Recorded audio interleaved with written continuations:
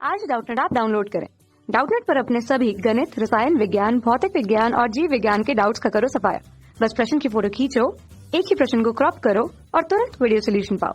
अभी डाउनलोड करें। प्रश्न दिया है, एक समतल विद्युत चुंबकीय तरंग में आवृत्ति विद्युत क्षेत्र का आयाम E0 बराबर 48 वोल्ट प्रति मीटर है, जो आवृत्ति 2 गुणित 10 की घात 10 हर्ट्ज की आवृत्ति से ज्यावक्रीय रूप में अर्थात साइन वक्र के रूप में दोलन करता है। और यहाँ पे बोला जा रहा है कि तरंग का तरंगदैर्ध्य लैम्डा ज्ञात करें।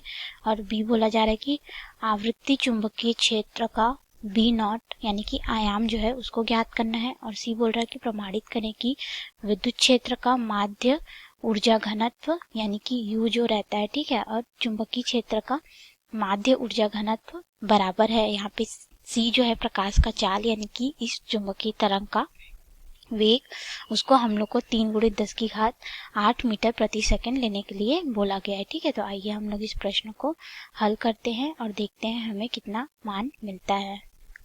हम लोग इस चित्र की सहायता से इस प्रश्न को हल करेंगे, ठीक है। देखिए, ये विद्युत चुंबकीय तरंगें इस तरह से होती हैं, ये एक दूसरे से क्या करती है, लंबवत कंपन करती है, ठीक है। जो y अक्ष है ये हमें विद्युत क्षेत्र को दर्शा रहा है, ठीक है, और इसका अधिकतम मान हमें E0 यहाँ को प्रदर्शित कर रहा है, ठीक है। और ये हमें जो z अक्ष में यानी कि xz तल में जो कंपन कर रहा है वो हमारा चुंबकीय क्षेत्र है, ये इसका अधिकतम मान है B0, ठीक है।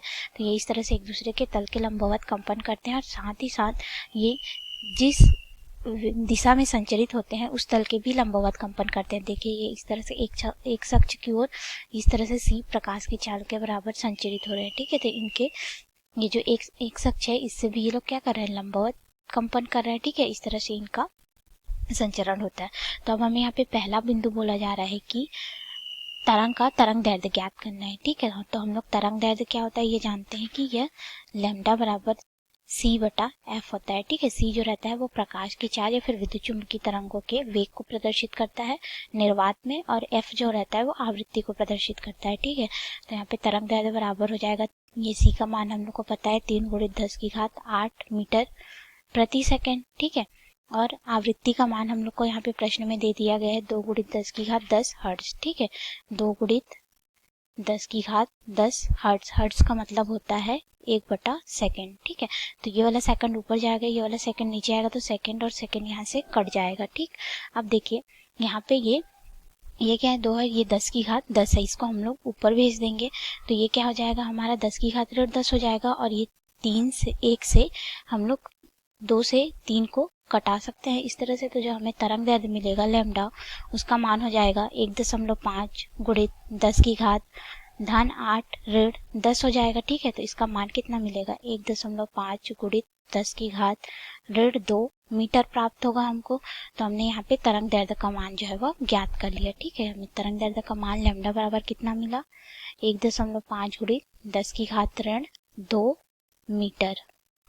अब हम लोग बी हिस्से में आते हैं। हमें बी हिस्से में बोला जा रहा है कि जो आवृत्त चुंबकीय क्षेत्र का आयाम है, ठीक है, यानी कि जो दोलनशील है, ठीक है, जो दोलन कर रहा है चुंबकीय क्षेत्र ये जो है, ठीक है, इसका हम लोग को आयाम B0, इस B0 मान को ज्ञात करना है, ठीक है। तो हम लोग जानते हैं कि जो दोलन करता हुआ चुंबकीय क्षेत्र का आयाम होता है वो क्या होता है, हमारे पास B0 होता है, ठीक है। और B0 बराबर होता है E0/C से। यह हमें कैसे मिला, क्योंकि जो हम लोग को चुंबकीय क्षेत्र और विद्युत क्षेत्र का जो अनुपात मिलता है वो प्रकाश के चाल के बराबर होता है, अर्थात इस तरह से रहता है, ठीक है।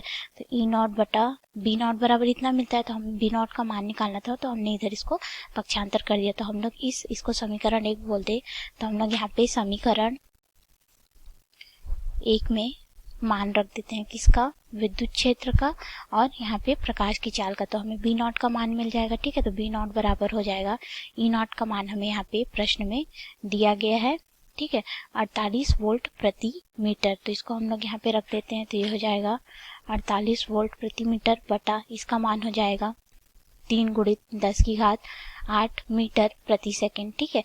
तो अगर हम लोग इसको कटा दे तो हमें ये मान प्राप्त हो जाएगा।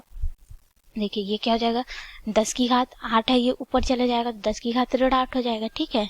और यहाँ से हमारा कट जाएगा 1 जा और ये 16, ठीक है। तो ये हो जाएगा 16 गुणित 10 की घात ऋण 8, टेस्ला हमको इसका मान मिलेगा। ठीक है, तो हमने यहाँ पे चुंबकीय क्षेत्र को भी ज्ञात कर लिया। बी नॉट बराबर 16 गुणित 10 की घात ऋण 8 टेस्ला। ठीक है, अब हम लोग सी हिस्से पे आते हैं। ठीक है, सी हिस्से में हमको बोला जा रहा है कि प्रमाणित करें जो विद्युत क्षेत्र है, ठीक है, उसका माध्य ऊर्जा घनत्व और जो चुंबकीय क्षेत्र है उसका माध्य ऊर्जा घनत्व आपस में बराबर है बोल के। तो देखिए हम लोग इनको अगर देखें तो हम लोग मान लेते हैं कि माना विद्युत क्षेत्र जो है E, ठीक है, तथा चुंबकीय क्षेत्र जो B हमारे पास है, ठीक है, K औसत ऊर्जा घनत्व क्रमशः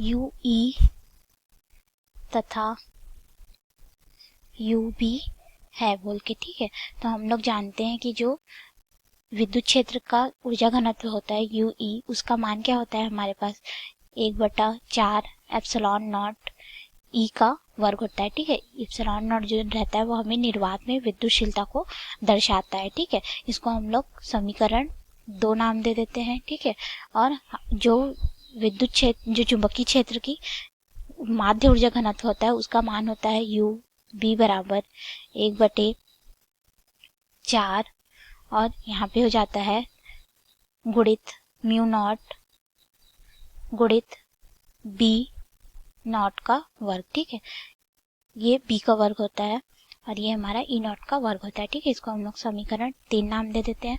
और हमने यहाँ पे अभी अभी एक संबंध देखा कि जो प्रकाश की चाल होती है वो क्या होती है, विद्युत क्षेत्र और विद्युत क्षेत्र का आयाम और चुंबकीय क्षेत्र के आयाम का अनुपात होता है। ठीक है, तो इस आधार पे हम लोग यहाँ पे क्या कर सकते हैं, जो B नॉट का मान है उसको निकाल सकते हैं, जैसे हमने पहले निकाला था समीकरण 1 से। ठीक है, तो हम लोग जानते हैं कि जो B नॉट बराबर क्या होता है, E नॉट बटे C होता है। ठीक है, तो इस मान को हम लोग क्या करेंगे, समीकरण 3 में रख देंगे। ठीक है, इसको हम लोग समीकरण 4 बोल देते हैं। तो समीकरण 3 व 4 से, ठीक है, तो हमारे पास क्या हो जाएगा, ये UB बराबर यानी कि माध्य ऊर्जा घनत्व 1/4 पाई म्यू नॉट जो रहता है निर्वात में हमको विद्युत चुंबकशीलता को दर्शाता है। ठीक है, चुंबकशीलता को दर्शाता है ये।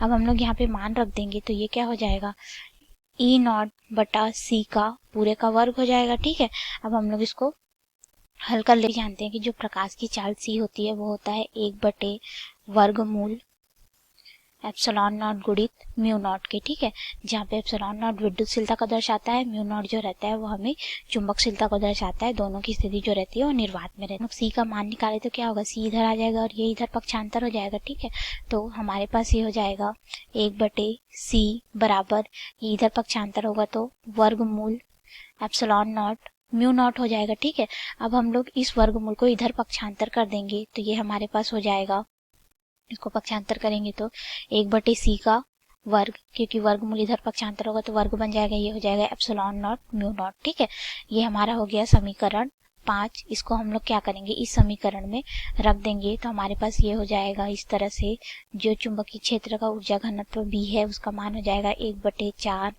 म्यू नॉट गुणित, यहाँ पे हमारा क्या हो जाएगा, E नॉट का वर्ग। ठीक है, और ये जो 1/C का वर्ग है वो हमें E not epsilon not mu not they रहा है। ठीक है, तो इस मान को हम लोग यहाँ पे रख देंगे तो ये गुणा हो जाएगा एप्सिलॉन नॉट म्यू नॉट। ठीक है, यहाँ से म्यू नॉट और म्यू नॉट जो है वो कट जाएगा। अब हमारे पास यहाँ पे क्या हो जाएगा, UB बराबर हो जाएगा, ये वर्ग है। ठीक है, इसका वर्ग हमारे पास यहाँ पे हो जाएगा 1/4 और यहाँ पे हो जाएगा एप्सिलॉन नॉट गुणित E नॉट का वर्ग। ठीक है, इस तरह से हमें ये मान प्राप्त हुआ।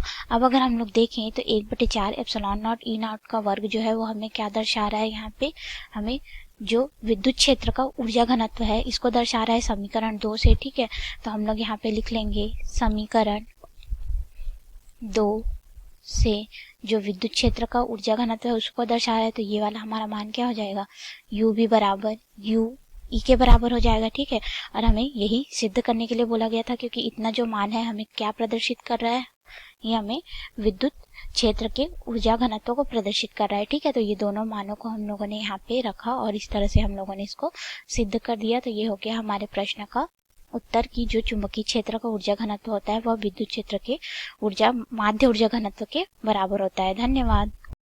कक्षा 6 से 12वीं से लेकर नीट, IIT, JEE वो एडवांस के लेवल तक 1 करोड़ से ज्यादा छात्रों का भरोसा। आज ही डाउनलोड करें डाउटनेट ऐप या व्हाट्सएप करें अपने सारे डाउट्स 8400 400 400 पर।